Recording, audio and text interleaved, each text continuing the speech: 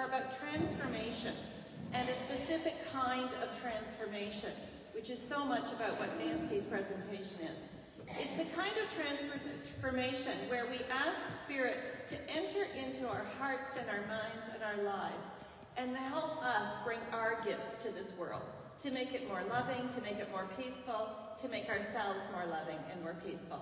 Because as we ask Spirit to work on us within in our hearts and minds, then we take that out into the world. So get ready for two songs about transformation. We're going to start with I'm Going to Live So God Can Use Me, and everyone's going to stand.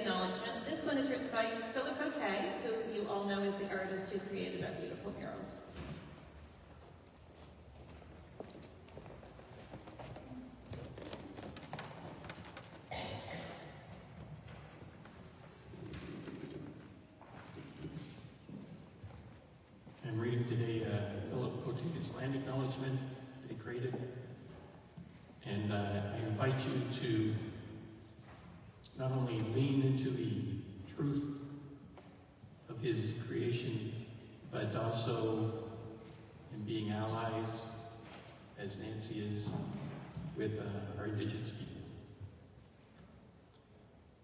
The congregation of Francis Hills United Church would like to acknowledge our presence on the land that has been the traditional territory of the Anishinaabe, the Wendat, and the Haudenosaunee peoples since time immemorial.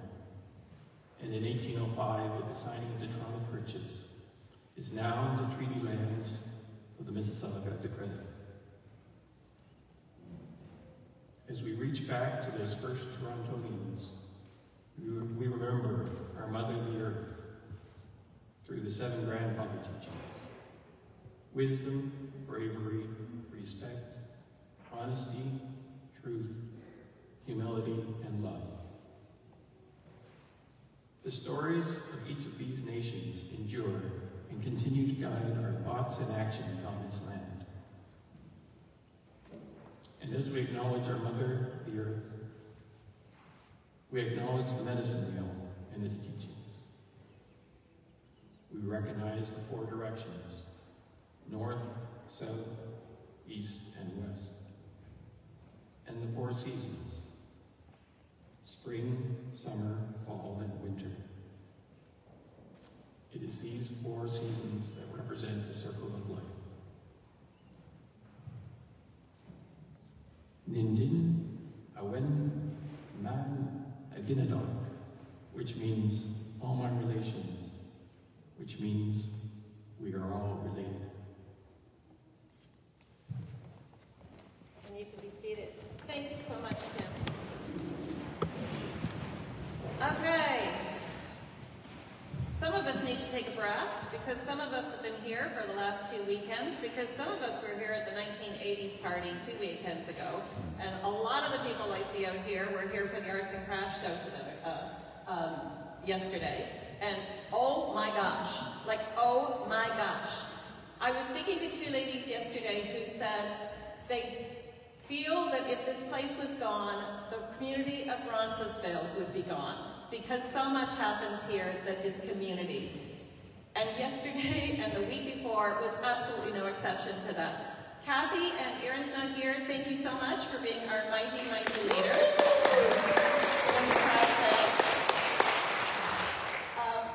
The 1980s dance party was like totally rad. If we have another one, you all have to come. And this one is run by volunteers from our meal program. So thank you to them. They did an incredible job, and it's so good of them. The photo booth was amazing. This is from yesterday. So we have one of our vendors, and we have Nancy. This place was entirely filled with people who were either selling their beautiful artwork or who were shopping. But the downstairs cafe where I was hopping. And seriously, you guys, in a time when we feel that people are not being brought together enough, think what we have done over the last 2 weekends. And I want to give RUC like a big hand. Way to go.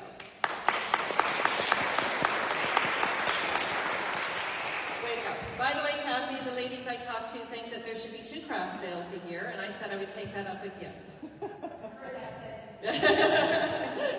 Anyway, thank you. It was fantastic. We have been dancing our young RUCers out to a song about endings, because the end of the Christian calendar comes at the end of November.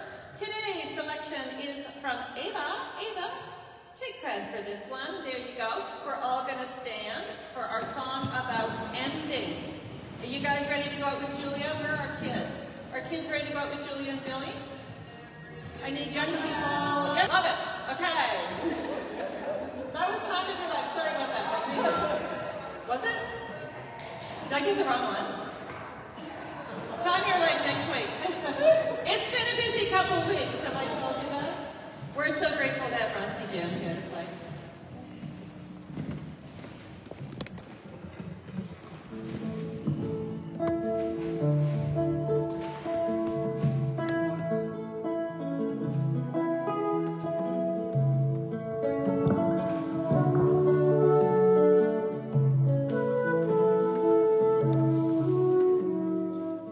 Those who are not afraid to dream, to be really naive and dare to believe. Those who are not afraid to be seen, dare to believe right now. Come and be what you want. Come and be what you love. Come to the front. Come be one of those who are not afraid to dream, to be really naive and dare to believe. Those who are not afraid to be seen, come to the front row. Our greatest battle already won. Our greatest deed already done. Our mission is already completed. When our greatest foe, fear, is defeated.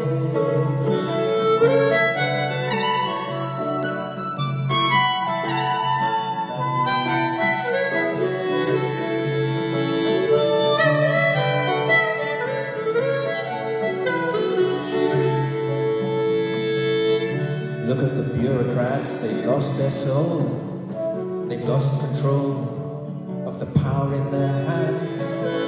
They got so scared, they just do what they're told.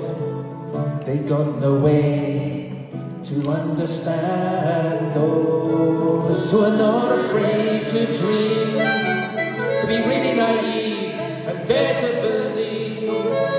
Those who are not afraid to be seen, dare to believe right now. We got our freedom, we can do what we choose. The lives in our hands are ours to use. We've got our own voices and we've got our own views. And when you give all you've got, it's not something you lose.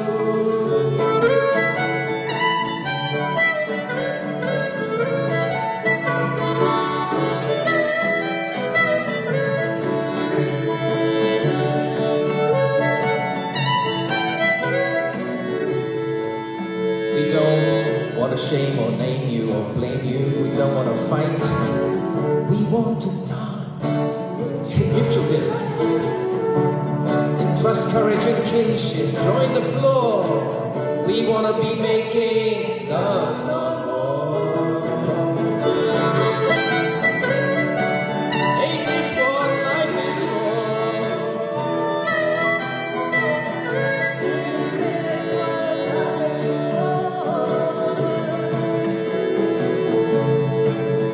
So, those who are not afraid to dream, who dare to believe and to be really naive, and those who are scared to be seen, dare to believe right now.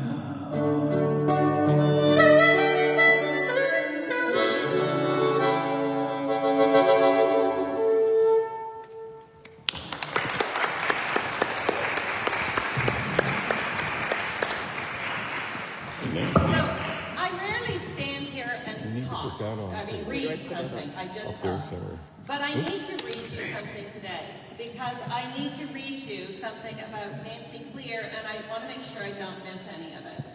We know Nancy as the one who rides her bike everywhere, the one who leads our singing with the voice of an angel, God bless her, the one that makes amazing butter tarts. We could have sold 50 times the number that you made yesterday.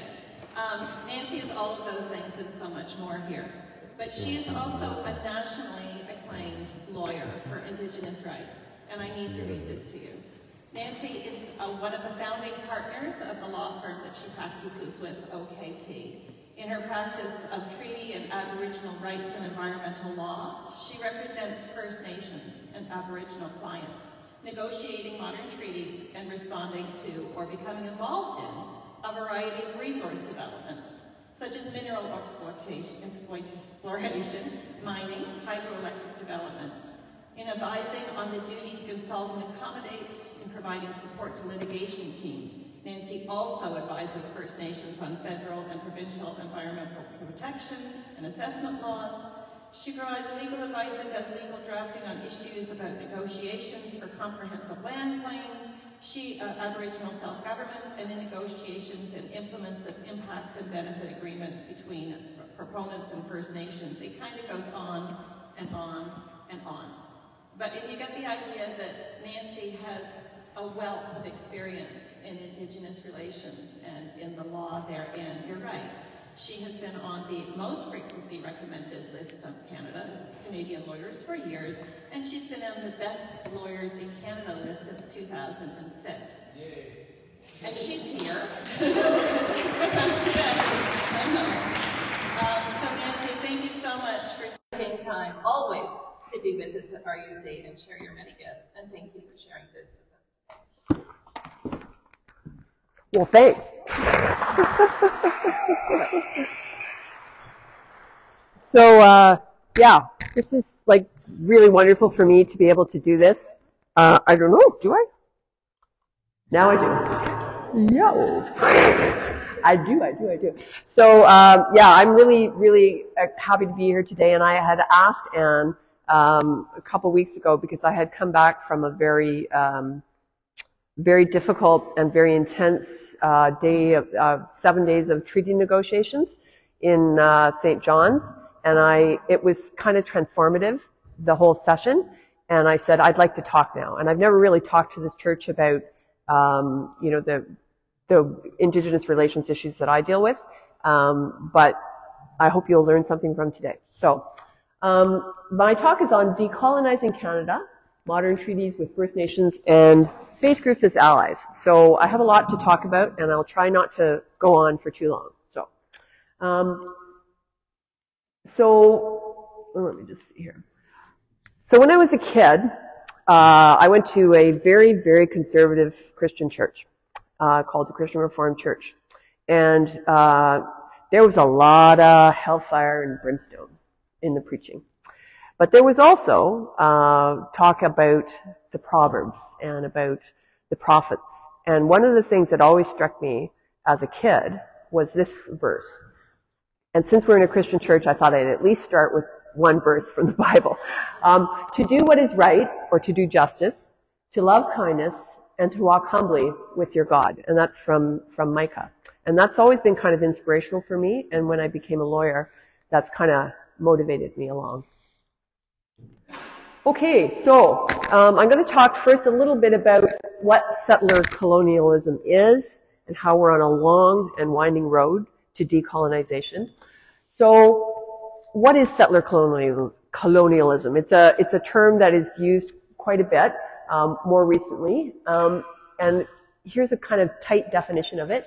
It is the taking of lands by settlers, that's most of us, who came to what is now Canada, who set up colonial governments before Confederation, but also after Confederation.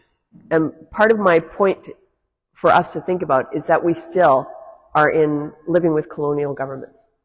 And what did these governments do? They displaced Indigenous peoples across Canada from their lands in order to control them, in order to control their lands and their waters and their other resources, because that's what settlers wanted. And I think the thesis of my my talk today is it's really a long road to decolonization because it's very deep in Canada's history. So I broke the rule of PowerPoints. I put way too much information on one PowerPoint, but anyway, I'm going to quickly run through it. So I wanted to talk a little bit, very briefly, about the harms of settler colonialism. And one of the first things is it created the Indian Act. I give a talk every year on the Indian Act, and there's a long, horrible history to the Indian Act. And what was its purpose? It was explicitly, as announced and spoken to in the Legislative Assembly, to get rid of the Indian problem. That's what they called it, because Indians were considered savages, and they needed to be Christianized. So the whole point of the Indian Act, which still exists today, is to assimilate and to gradually civilize the savage Indians. That's the truth. We all have heard about residential schools by now. Many of them were run by missionaries and churches, including the United Church. We've heard about the 60s scoop, which is when child welfare agencies went in and took Indian children out of their homes, off of reserves, and put them in non-Indigenous homes, and that has had a knock-on effect and still continues to have a knock-on effect. There are many Indigenous people who are incarcerated in prisons and jails across Canada relative to their population. I don't have the stats, but it's terrible, and it's very real. So there is racism towards Indigenous peoples. I think the work of the Missing and Murdered Indigenous Women's and Girls and Two-Spirited Peoples Commission really exposed that a lot, and how the police don't necessarily, well, don't always treat Indigenous people the same they would treat non-Indigenous people, and that has led to a lot of missing and murdered Indigenous women and girls. There's a lot of poor programs and services relative to non-Indigenous communities. There's a lack of clean water. I think we've all heard about that. Substandard education, substandard healthcare. The racism in healthcare is very real. And then I wanted to say a little bit about the Inuit people. I mostly work with First Nations, but the Inuit people, which are kind of across the north of Canada, they talk about the concept of Ilira, where they were intimidated and they have a fear of outside authorities, and that's throughout Inuit territory. And that's talked about in the, not something you don't hear about very much, the Kikitani Truth Commission, which is a very interesting recent report. And then the last thing I want to say is that the effects of settler colonialism continue in a colonial mindset. That colonial mindset exists in federal governments, provincial governments, territorial governments, municipal governments. And the concept is that the governments know what is good for the Indigenous peoples. And therefore, they're doing good. That's what they think.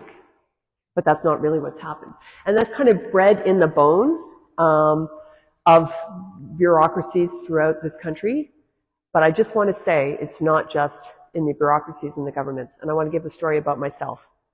So when I first started as a lawyer, young lawyer, I thought I knew everything, right? You go to these communities, you think, wow, I can convince them of what is right for them. I really thought that.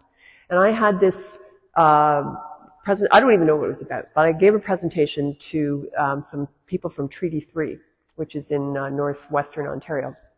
And after I'd given the presentation, Charles Wagamese, who is related to the very excellent writer Richard Wagamese, took me aside, and he was a wise man, and he said, "You don't really know what you're talking about. And you need to listen to us, because you don't have the solutions." And my heart sank, right? I thought, oh, what have I done, right? What have I done? But it was a really, really good lesson to me that I carry with me throughout my practice, that my job as a lawyer is to listen to the people that I work for and hear what they have to say. And their solutions are their solutions. It's not my solutions for them, it's their solutions for them. Okay, so now I'm going to talk a little bit about historical treaties, and then I'm going to get to modern treaties, which is the subject of my talk.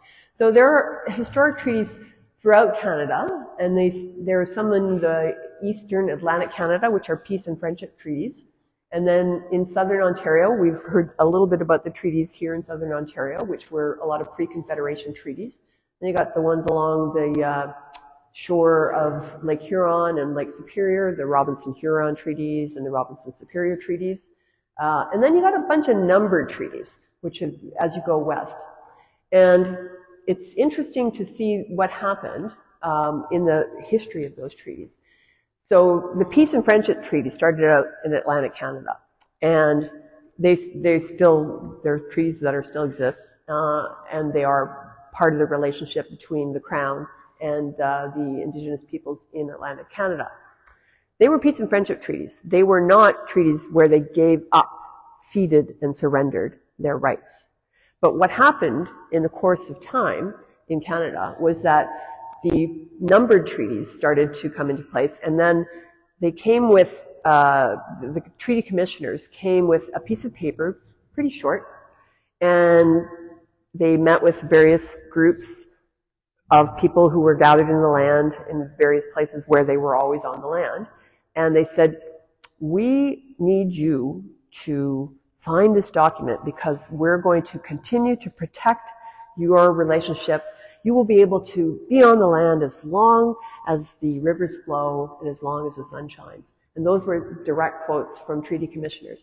But what the text of the treaties said was that the First Nations were giving up, they were ceding and surrendering all their rights in exchange for the treaty promises, which were to create reserves, Indian reserves. And the history of Indian reserves in Canada is pretty abysmal. The treaty promises were not kept. But on the side of the First Nations, there's a lot of oral history about what they understood. And that what they understood was that they were in a relationship of sharing of the lands and resources. So to this day, all those numbered treaty people see their treaty and their treaty relationship with the Crown very differently than the words of the treaty. Because in many, many languages, many Indigenous languages, there's no concept of ceding and surrendering.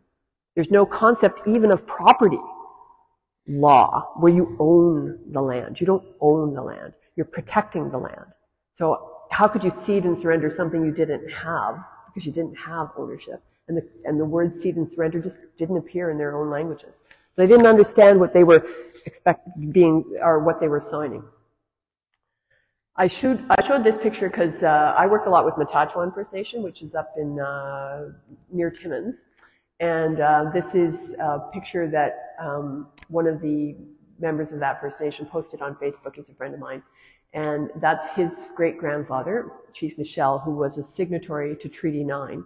And that's in Northern Ontario, and it's a treaty that has a lot of resources, and that the Crown was very excited to get these treaties signed because it allowed them to get access to those resources.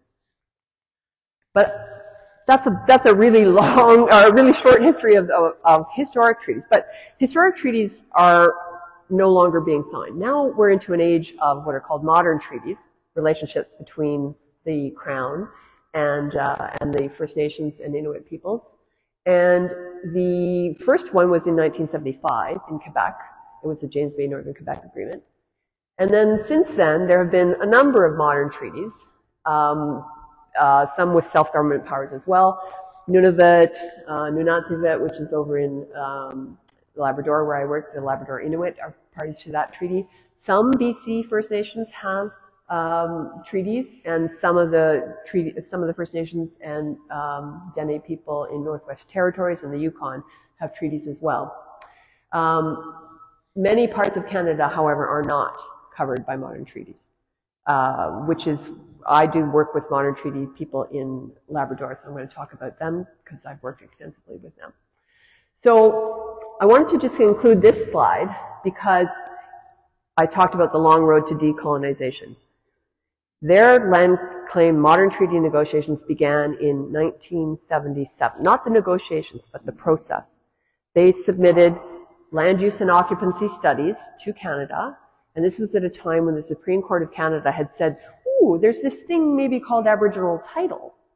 And the governments of the day said, ooh, well, what are we going to do about that? Aboriginal title means they have some rights to their land. We better enter into treaties with them. So they started these modern treaties in the 70s. And the Innu people, not the Inuit, to be very clear, the Innu are First Nations people, and the Inuit are the Inuit, or what used to be called Eskimos.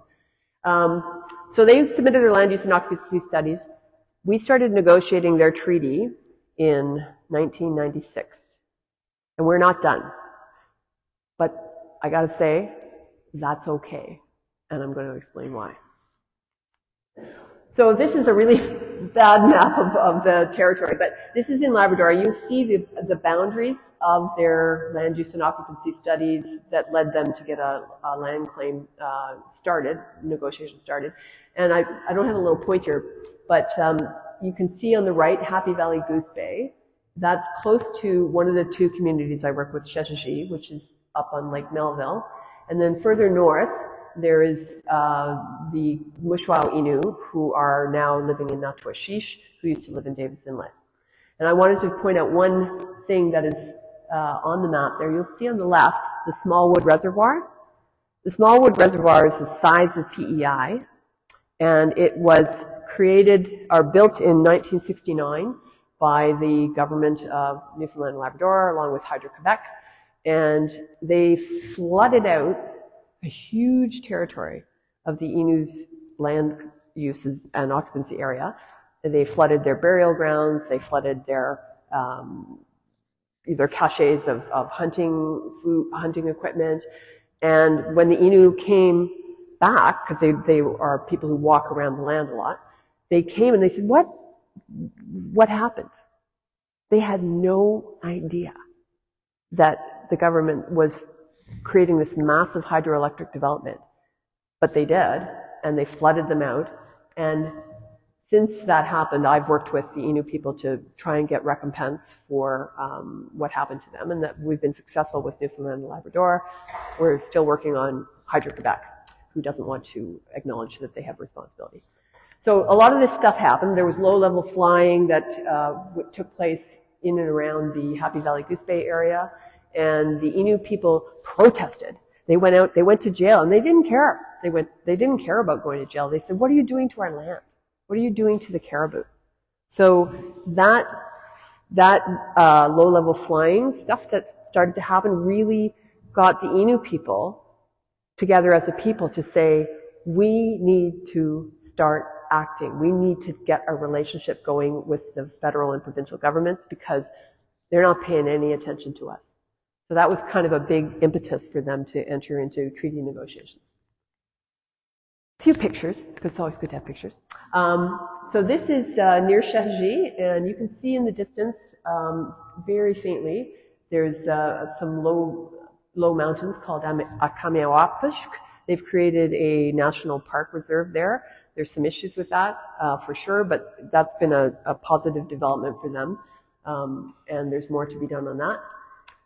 Here I just took a picture shooting out to look at the community of Chahji, which is over on the other side on Lake Melville. And Chahji is now an Indian reserve, and I do a lot of work in Chahji, visit there a lot. And this is a picture that I took from the Innu Nation building, and I just went out and took a picture. Actually, no, I took it from inside. And you can see we're looking out again over Lake Melville. So that's the community of Chahji, just a little bit about where they're located. They are, as I say, close to Happy Valley Goose Bay. And then this, one of the negotiators that I work with is a guy named Mark Nui, and he's a brilliant photographer. And he lives in Natwashish. And he took this picture, which is a very beautiful picture of an area where the Innu of Natwashish visit a lot, which is Kamastaston Lake. And it's a place where they go to be on the land regularly, and it's just a place of great beauty. It's a little dark here, you can't see it, but this gives you a little sense of the landscape in and around Natwashish.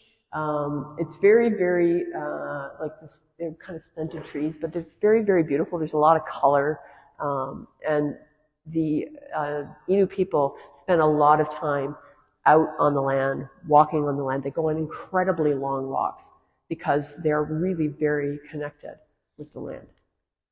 I wanted to include this one because it gives a picture. Mark Nui took a picture of a lake where his uncle, who I knew and I worked with for quite a while before he passed away, Ponis Nuke, was born. The Innu people were born like not long ago, generations in like the 50s and the 60s were still being born out on the land. They weren't living in communities and weren't forced into communities until the 60s. And, oh, no, the other thing I wanted to say about this was, oops. Oh, no, I'm gonna go back. I'm going forward. People, what am I doing? How do you go back? Nope, I'm lost. Oh, wait, I figured it out. Okay. I also wanted to say that the Innu people, they have these place name studies. Because they walk the land and have been over the land and they go harvesting on the land and they have their spiritual ceremonies on the land, they know all the places. And they have Inuamun place names that they've done these place name studies, and because they know the land. That is their land. And it's really wonderful to get on a plane with a bunch of Innu people, and then they'll fly over these areas and they'll say, oh, that's so-and-so, because they know all these places. That's where they have been. I've included this one because Mark took this. This is a woman, an Innu woman, harvesting cloudberries. If you think that raspberries are nice, try a cloudberry. They're fantastic. Oh, there we go. Oh, yeah. So I included this one because this is a beautiful picture of an Innu elder woman. They wear very beautiful headscarves, very colorful headscarves, and they go into meetings kind of in droves.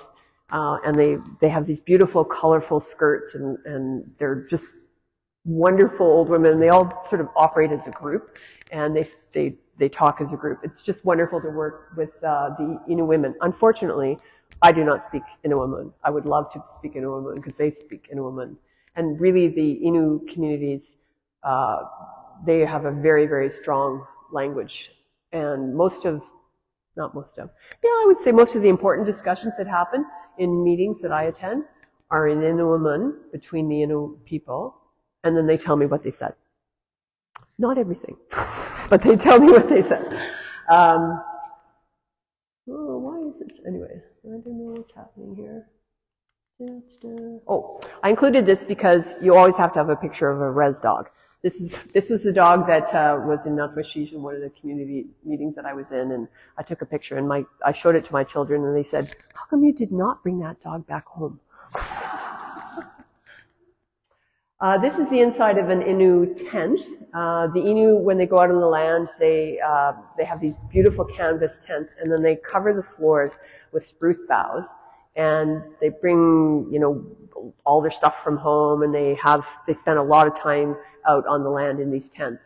And you get invited around. The people will gather in the tents and have what they call gatherings in various different places. And I have had the great privilege to go to some of these, and it's just absolutely wonderful because everybody invites you into your tent. They say, you gotta have some tea. Make sure you got some tea, and then you get some caribou, and you get some bannock, Innu bannock. It's just a wonderful, wonderful experience. So it's hard work to work for the people that I work for, but it's also a great joy.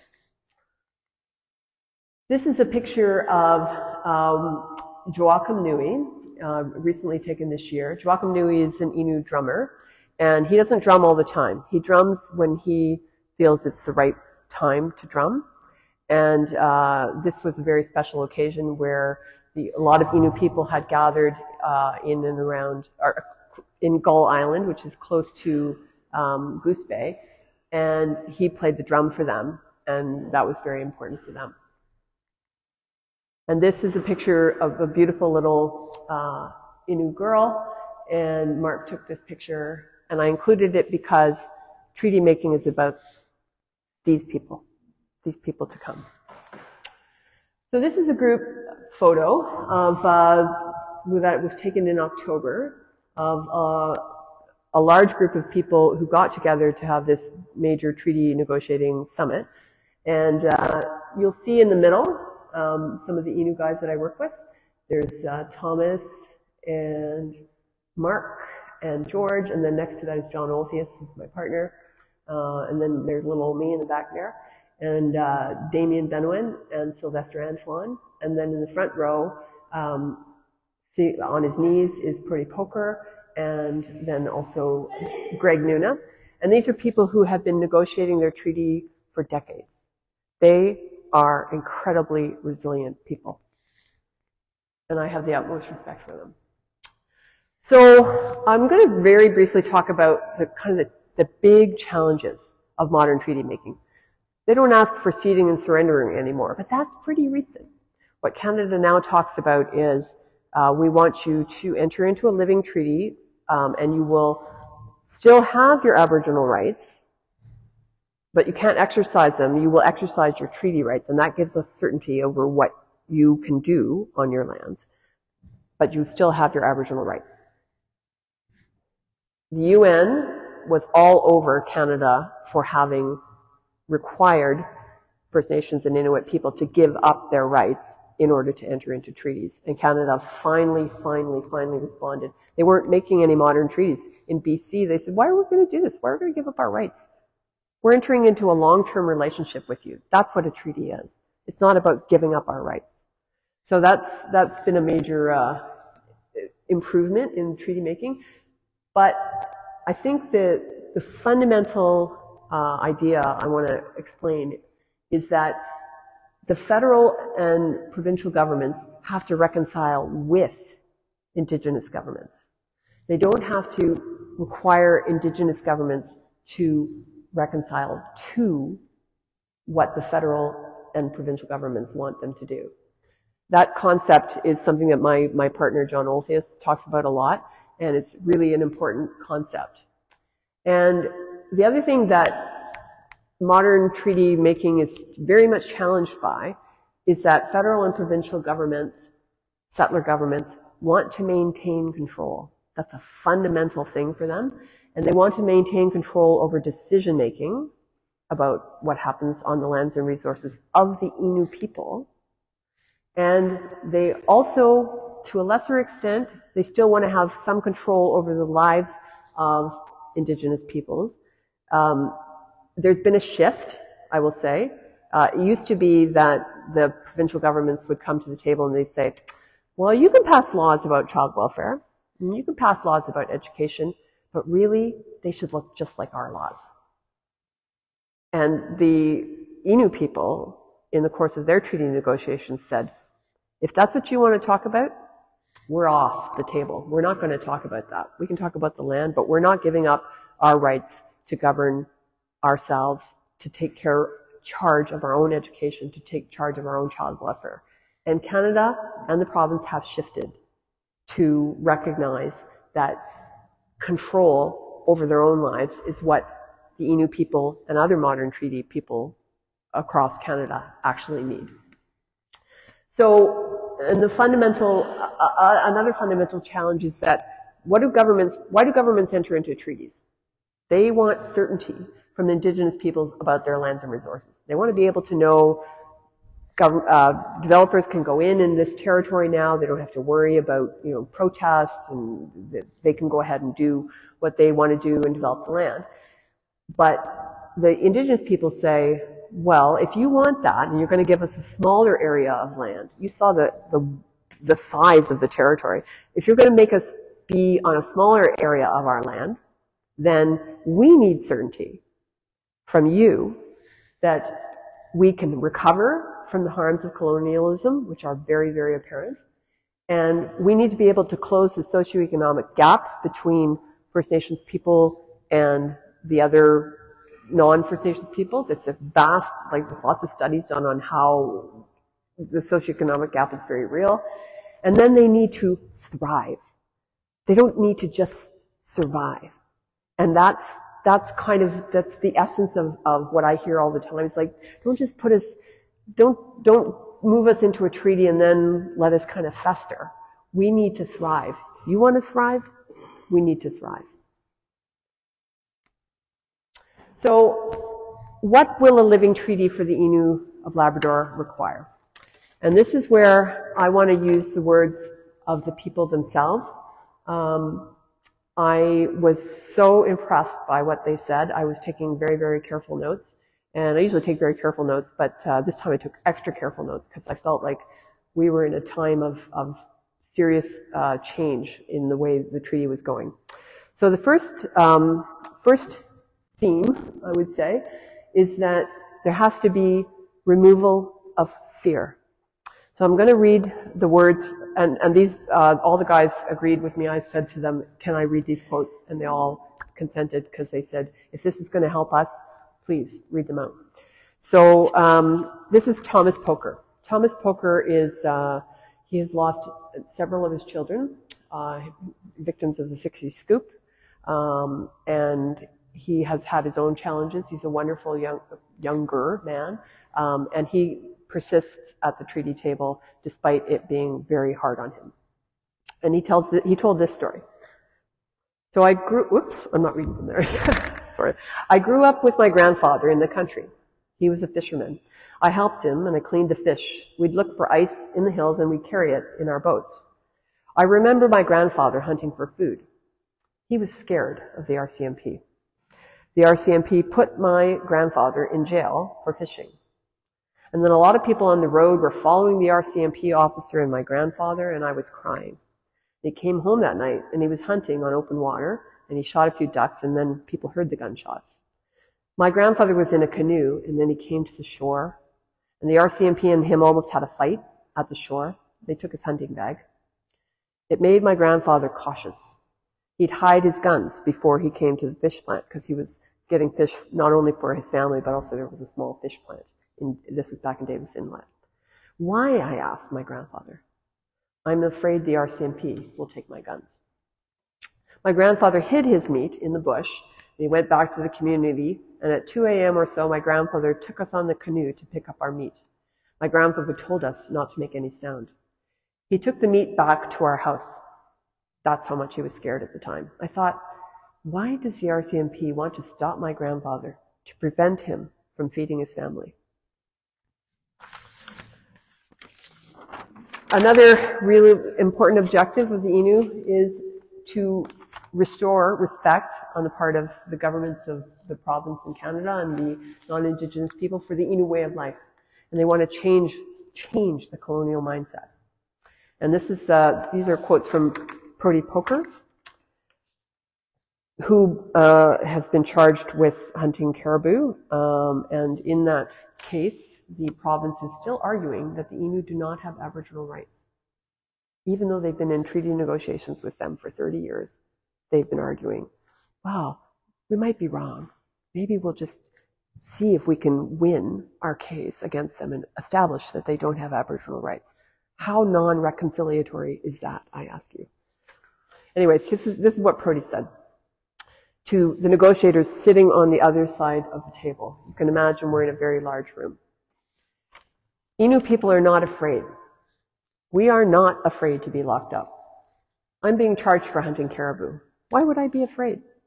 I am living my way of life, doing the things I have done and my ancestors have been doing for generations. I said I'll face the colonizers. I am an Innu person. I hunt. This is my way of life. I respect the animals. They know me and I know them. I have a relationship with the land and the animals. We are teaching our kids our way of life. They know this is our land. I wasn't listening when I was a kid, but then I heard. We kill and clean the animals like what you would do with a dead person. That's the same thing we do with the animals because there is a spirit of that animal. That's our belief. That's why we respect the animals the way we do. And then he said this to the bureaucrats on the other side of the table. I sometimes feel the bureaucrats are not changing. You are hardcore colonizers. Maybe you will be replaced. I went to church this weekend and I was thinking about the process going on here, and I felt a presence behind me. A young fellow behind me started shaking my hand. I felt like, is that a sign that there are young people coming behind you that will change? With this group, not much is going to change because you have a policy to follow. Everything is laid down for you. But, and he looked at them and he said, you have a chance to change. The way you talk, I listen, and it will be hard to change. Peter Panashwe also is one of the negotiators, and one of the things that he was trying to explain is that part of the treaty-making process has to include recovery from sexual abuse from clergy and teachers, and not being subjected to government's policies, but being self-governing. And there is, I'm not going to get into any details, but there's a lot of sexual abuse, and I'm going to say a little bit about that because he asked me to say this. This is his words. It's not easy to be at this treaty table. You're representing your elders. So much is on the line. We don't want to sign a document where we give up our rights. We need a living treaty. If it's not a living treaty, we are uncomfortable because we will have wiped away our rights. What makes us, the Innu, struggle? Your policies drive us to be what we are. Your policies and decisions have consequences Why are so many Innu people in correctional centers hurting themselves, looking for a quick fix? Why? Something's not right. Very few of us succeed under your policies. We have to make this work for the Innu, not for the governments of Newfoundland and Canada. And then he told a story about himself. My father, who lived on the land, he didn't live in the community until later, he went to Mount Cashel. And I think many of us will know about Mount Cashel in St. John's, which is a pretty terrible school. My generation was the first born into the community. There were 9 of us, 7 boys. Of those 7 boys, 5 were sexually abused by the clergy. The number is really high, but it's real. We were being converted to follow Christ and being sexually abused by the clergy, and the teachers were just as bad. I have a son in New Brunswick, he's 38, and he was living on the streets in Goose Bay. It's so hard to convince him to not do what he is doing. He's addicted. He said, when I'm in Goose Bay, I don't think about problems with my wife, kids, bills. I think about cocaine and where I'm going to get money to eat. It narrows the stress for him. It's not as hard as it would be in the community. He was born in 1985, and in 1991, he was sexually abused by a teacher. We'd get calls from the school and they'd say, Ben was having a seizure on the floor. We'd rush over to the school. We couldn't figure out what was going on. We referred him to the Janeway, that's a hospital in St. John's, and the doctor said, that's not seizures, it's stress. Something else is going on. We, that's Peter and his wife, got investigated as parents as if we were the cause of this. And then several years down the road, when he got older, he started telling us what was going on. That was when he was 15 or 16. The bitterness started there. And then Peter says, lots of things were done to the Innu that make us struggle now. The consequences of your actions. It's important you hear these stories. The number is really high. It's real. It's real. We are at the treaty table trying to be self-governing, but you insist on running on us running what you have established. We as Innu have to do it differently if we want to have different results. Education has to be different. Programs have to be different. The way we govern ourselves has to be different. We have to be land-based. We need to make sure that our language and culture are left alive. You, and he was looking at the bureaucrats across the table, said, you have to think about what you are saying, about what we are saying. And then he said, there's a lot of suicide in our communities. It keeps happening. We need to start here at this table to build something different. That's what I'd like you, the bureaucrats, to start thinking about. You're the representatives of the government. You have your hands all over the policies in your government. This treaty has to be ours. The way you've done it hasn't worked. And then Damien, who is from Natawashish, very quiet-spoken man. I love working with Damien because he's just a very gentle person, and he's been through a lot in his own life as well. And he talks about the need in the treaty to have get control for the Innu over policing, justice, child welfare, and other programs and services. So I'm going to read from what he said.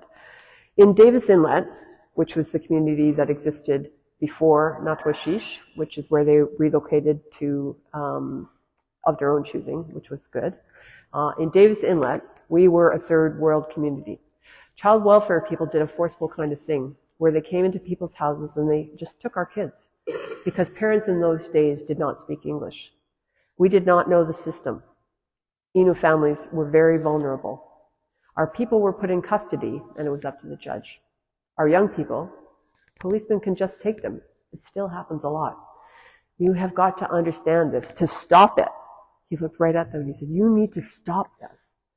You need to get our people involved in the justice system and policing services. Where we come from, we are still very active in our culture. The land is still there.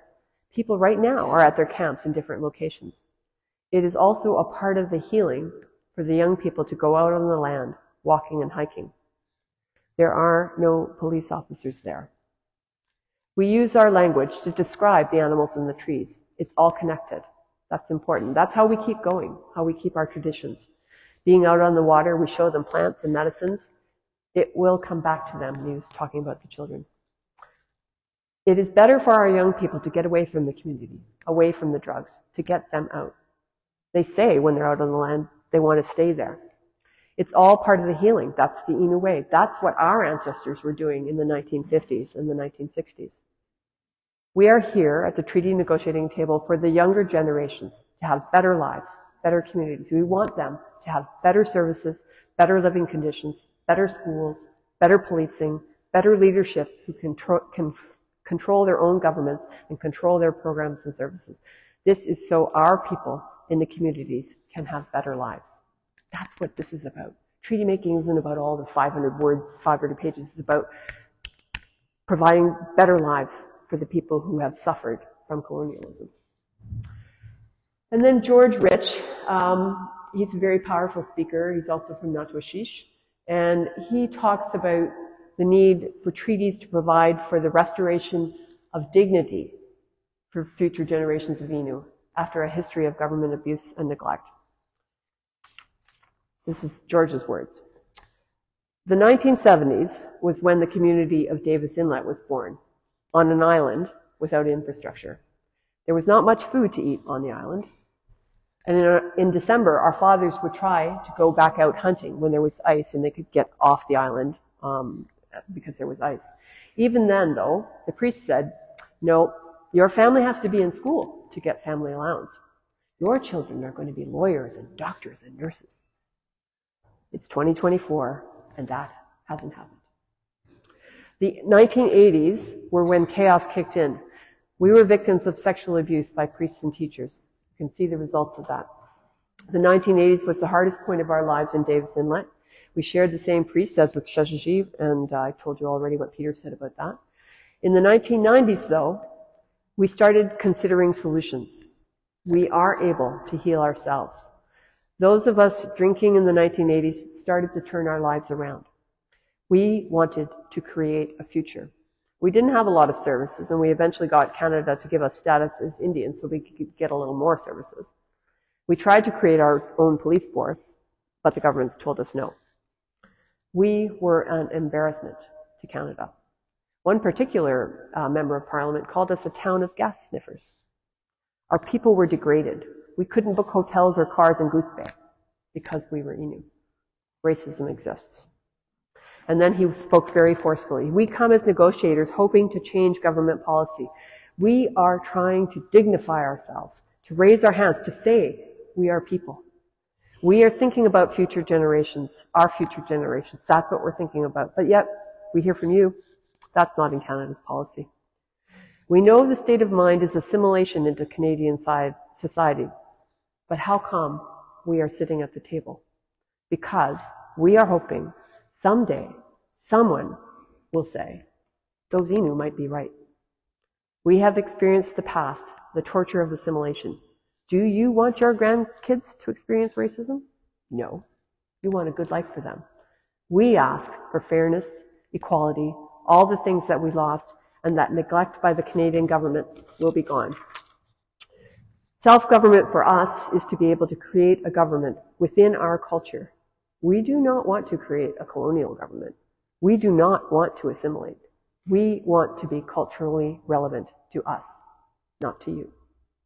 Those were George's words. So the last point I make is that the Innu are trying to turn the tide of colonial mindsets, and I had some hope, really, some hope after the last session because they were listening. It's very hard if you are a provincial or federal bureaucrat sitting on the other side of the table and you think that you're doing good and you hear these words spoken at you by people who are very, very committed to improving the lives of their people, to know that you still need to make change. And that's what why treaty making takes so long, because the First Nations and Inuit people, they don't want to settle for something that isn't going to give them a good future. They need a good future. That's the purpose of a treaty, not just to say, here, we'll give up our lands and resources and we'll take what you, little dribs and drabs that you give us. That's not what treaty making can be about. And that's why it takes so long. So, I know I'm taking a long time here. Last thing, I just want to very, very briefly talk about faith groups as allies, and I'm not going to go on for too long. But what can we do? Educate yourselves. That's the very first thing that we can do and that we need to do. And I think we're in the process here in this church of doing that. And learn about treaties, not just the historic treaties here, not just the Toronto treaties. Learn about treaties across Canada, what's happening across Canada, because there's so much. And this is my particular request, that we call on Canada and provincial governments to conclude treaties that meet the needs of the Indigenous treaty governments and their members so that they can close the socioeconomic gap. And then I want to say, you know, I think we're getting there, learning inside places of worship from the teachings of Indigenous peoples, rooted in respect for all our relations. And Tim, you read the Ojibwe words for that, and which is very beautiful and important. And then I'm going to briefly say something about, you need to understand that there's a trend in Canada towards self-indigenization. People are starting to see that there are benefits to being First Nations and Inuit people, and they are starting to self-indigenize in order to take advantage of those benefits. That's a talk for a whole other talk, but it is real and happening in Canada. And they call it colonization 2.0. That's what First Nations and Inuit people call it. Take part in the efforts to obtain justice for Indigenous peoples who suffer from colonialism. Go on the walks, the Grassy Narrows walk. Do things here in the city that you can do. And then the last thing I want to say is you need to celebrate the joy. You need to celebrate the joy, because the Indigenous peoples didn't die away.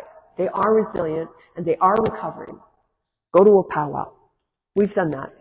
Groups of us have gone. Go to a powwow. Don't go to a powwow. I mean, you can go to a powwow in Toronto, but go to a powwow, one of the community powwows, and find out what it's really about. Visit reserves. Don't be afraid to go to a reserve.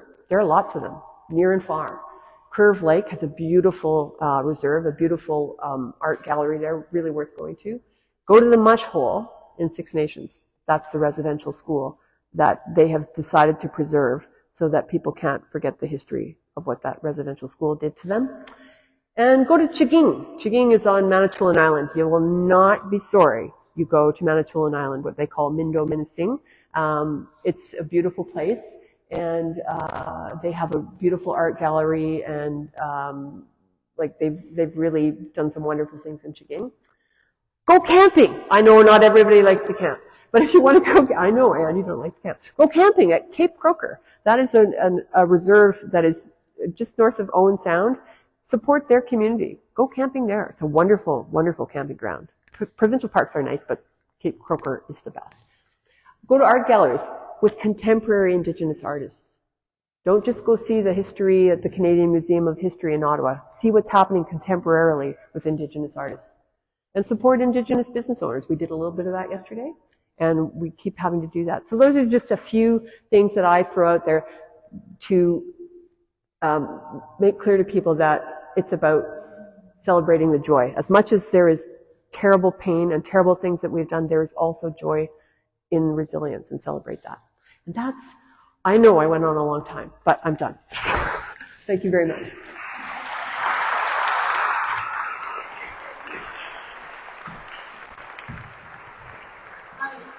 I want to thank Nancy. I want to say that you guys now know more about Indigenous, modern, and ancient treaties than tell other people about this. This church has more Truth and Reconciliation stuff coming up. We got a big project on National Indigenous Day on June 21st. And next fall, in this space, we're going to be celebrating the Creators Game, lacrosse. You are going to see Indigenous professional lacrosse players play lacrosse in this sanctuary next September. If anything Nancy brought up was difficult for you, if it triggered anything, Mac or I are available after the service. Thank you, Nancy. We're going to hear some music, we're going to do a prayer, we're going to contemplate.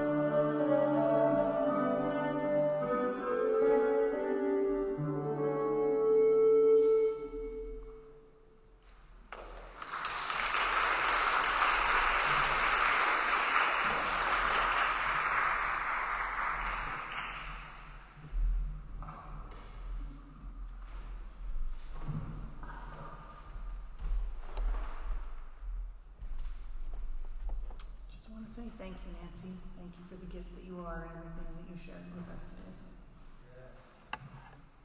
Let us pray. Loving Creator, we give thanks for the land that sustains us, for the wisdom of the elders, and the strength of the people that were here before us. May we honor their traditions, respect their voices, and walk together in peace and justice. Guide us in healing the earth and each other with gratitude and humility. Amen.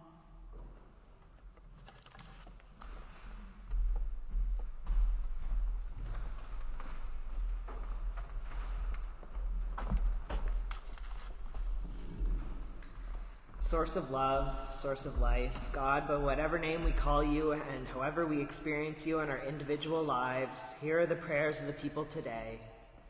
We thank you for the good we are able to do together in this place, creating and celebrating community, proclaiming God's love for all, and offering opportunities for a greater opening of hearts and minds. Help us to never forget how fortunate we are to be part of this vibrant, committed church family. For Lorna Luke for healing and clarity for Amy and Rebecca. For Barbara and Rosetta for healing, strength, and comfort. For David for health. For Robert Rosini for a safe journey. For Jade, Tim, Ira, and Caroline. For all of us to open our hearts and minds so that the spirit of reconciliation can move through us. We make these prayers confident that your love endures in all lives, now and forever. Amen. Please stand for our blessing and benediction. At the start of our service, I said that we ask to be transformed, and it's by opening ourselves to the views and the understandings and the lives of others that transformation in part occurs. So thank you to everyone today who participated in our service. I know that we walk out a little different than when we came in. Let's bring all of that with joy to the world. So I'll say these ancient words from our ancestor. Now may the love of God, may the grace of our guide, Jesus Christ, and the fellowship and communion of the Holy Spirit rest and abide upon us, everyone, now and forever.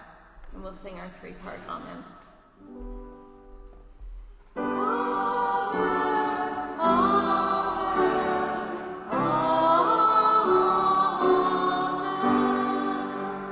Next week is the end of the Christian calendar. We'll have a meet and greet in the middle of the service, which is always fun. If you want to support this ministry, the collection plates are at the back. Blessings on you all, and we'll see you next week. Oops.